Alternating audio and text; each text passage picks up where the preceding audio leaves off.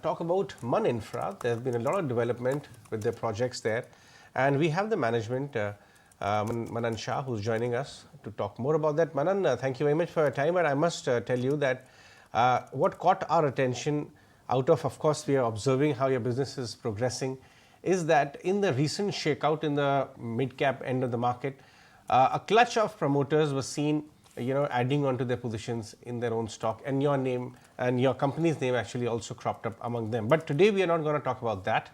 We'll talk about how the responses to some of your recent launches have actually been, because there are two parts in the market now. One believe that the momentum on the luxury side of the business continues.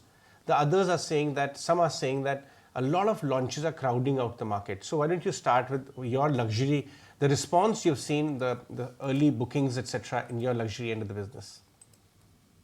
Thank you for having me. So basically, we've got a couple of projects in the luxury segment, if I can elaborate. So one is in Ghatkopar East, which we've just recently launched 2 months back, which is called Aaradhya One Park.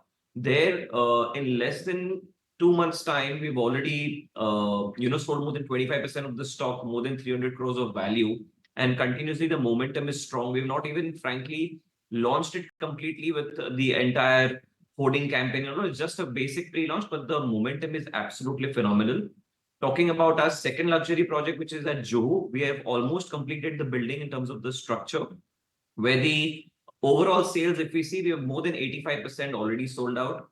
The Ville Parle project, which we have, is 100% sold out. We've received the OC also for the same, and we've delivered the project. And we had recently launched a couple of months back our Aaradhya project. There also the momentum is absolutely phenomenal. We've received more than 800 plus walk-ins, and we're seeing a very strong number by the end of this March, because the launch is going to get concluded by March end. So there also the momentum is strong. The sales numbers have also been strong, and we will be posting some clarity on the sales and the units over there as well. Our other segments which are there, which is Aaradhya Highpark, which is at Mirabai and the Daisar. There we have delivered our complete phase 1, which had shopping, which had commercial, which had 6 towers of 30 stories. And there we are 99% sold out. So there also momentum is strong, which is the mid segment, I would say. Right. Manan, there's also buzz on the street that management is either planning or already undertaking some roadshows as well. What kind of conversations are you having with the investor community? Have you reached out, and are you in discussions of doing some kind of roadshows as well?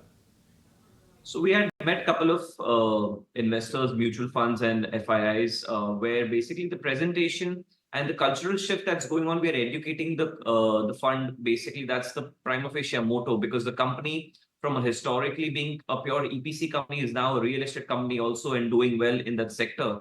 That is what the main ideation is, that how the business modeling is working, what our margins typically feels like, and how the future seems to be, and how have we secured the future pipeline for the next upcoming 4-5 years. That's what the presentation is currently going on with these investors. Shah, Manan, good afternoon. This is Vinny joining in the conversation. So I'm going to pick up on the point that you're talking about, right? How is the future looking like? You're focusing on that. So what should one expect in terms of growth? When you're looking at it in the last couple of years, obviously from 2021 at around 400 crores is what your revenue stood at. Today, 2023, it was at around 1900 crores. Already, this 9-month period, looking at it, it's around 1700 crores. What's the outlook for the next 5 years? Where do you see that, given that so many projects are coming in, you're seeing such good traction coming in? What is the outlook? What is the growth you're expecting? See, as a group, we've already secured and announced around 5.7 million square feet of RERA carpet area, which is going to be executed in the next 3 to 5 years' time, depending on the project to project.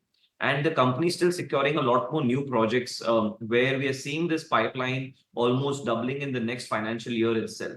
But the projects would be executed across 7-8 years, because these are much larger quantum of projects. So we are looking at anticipation in terms of around 8 to 9 million square feet of RERA carpet area, where the construction area would go around 20 million square feet.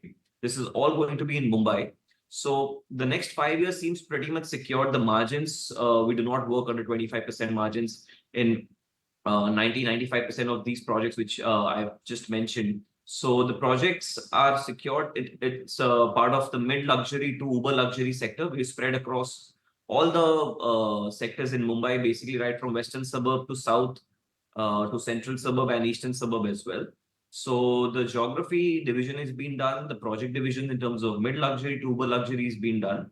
To put in a number, like I said, around 8 to 9 million square feet is what we see this pipeline from 5.7 million square feet going up. And the execution is in the next 7 years' time.